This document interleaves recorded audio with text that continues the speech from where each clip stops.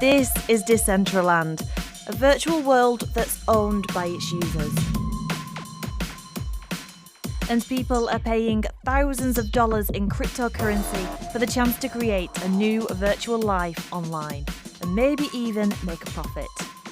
I'm not selling it until it's worth at least 10 million. They're the riskiest investments in the whole world. So will it be a virtual paradise or a crypto property bubble?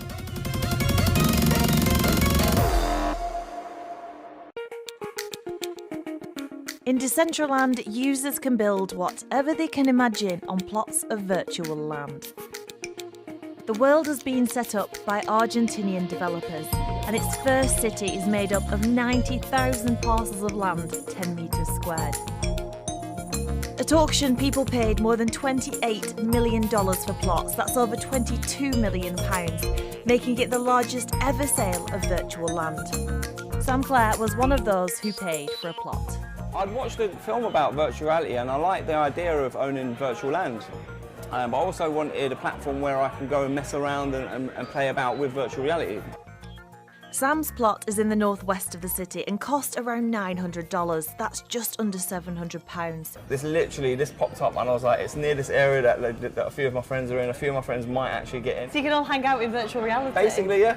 It'll be pretty much exactly the same as Facebook, except you'll be able to hear and see each other, be it in VR. So a bit more of a real experience. As long as we've got the internet, stick our headsets on and you'll be able to have friends come around my house in Decentraland. Or I can go to their house for a virtual cup of tea. The record price for a square of land so far is $180,000, paid for a plot near the city's central plaza where virtual visitors first arrive. That's made people who bought land early on question just how much it might be worth now. How high would the price have to get for you to sell that land? Yeah, I'm not selling it until it's worth at least 10 million. 10 million? Yeah. Whoa, someone's paid 10,000. Sam shows me plots that are being listed for resale for six-figure sums. Purchases are made in a cryptocurrency called Mana. When I met Sam, one Mana was just over 10 cents. This one here, for example, is 8 million Mana, which is over $800,000. 800,000? That's nearly $1 million. $1 million? But it doesn't exist. It does here, and it will do in about a year, I believe. But the amount of money people are investing doesn't mean the world will be a success. What matters really is, will it be a good game that people want to play?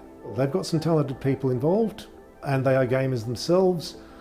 I'm sure that they won't try to create something bad, and it should at least be half decent, but we'll see if it really captures the imagination. If people who do not give a hoot about blockchains want to play the game, that will be the measure of whether this has been a success. To try and attract visitors, there are plans to build themed neighbourhoods, things like Festival Land, Vegas City, and even a university. They're currently being built up by virtual artists, but the creators are giving BBC Trending a sneak peek of what the city will look like when it launches. Right, whoa. Okay, I seem to be on some sort of dance floor. I can hear music. It's very colourful. Yeah, sort of in an outdoor club. Whoa, and now we're moving through the trees. It's very surreal because there's different elements all mishmashed together. So it seems to be like a zombie just out in the distance. Oh gosh, he's coming right at me. It's scary. Yeah, it's a whole different world in there. It's all colourful, it's like being in some sort of cartoon land, and it feels huge.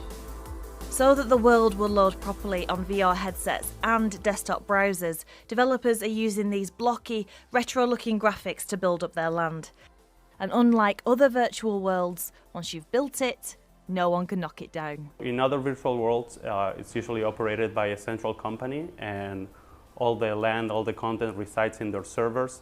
So users have the risk that if the company goes out of business or if they decide to change the rules, users are at risk of losing all the content and all the creations that they have built. The developers plan to eventually withdraw from the platform and leave the running of Decentraland to the plot owners.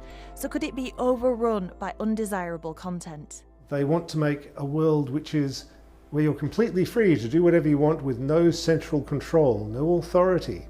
completely decentralised. That has the obvious hazard of trolls and griefers who come along and mess up your game. If you don't have a way to deal with them, then eventually they will turn your social platform into a trash mound. The content that is uploaded by users, it cannot be removed by anyone, not even ourselves or a government. However, people get the chance to see certain content and filter out others. So ultimately, there will be filters that will be set up by the community. The plan is for users to spend mana on goods and experiences in the world when it's all built. Right now, we've got an economy of around a couple of tens of millions of dollars, and we hope to expand that to billions at least.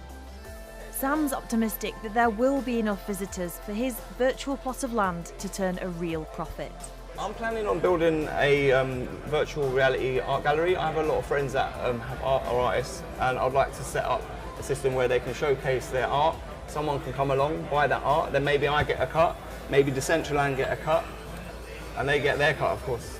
Cryptocurrency-based investments have proved to be extremely volatile, so should the advice be buyer beware? All of this could go to zero. They're the riskiest investments in the whole world.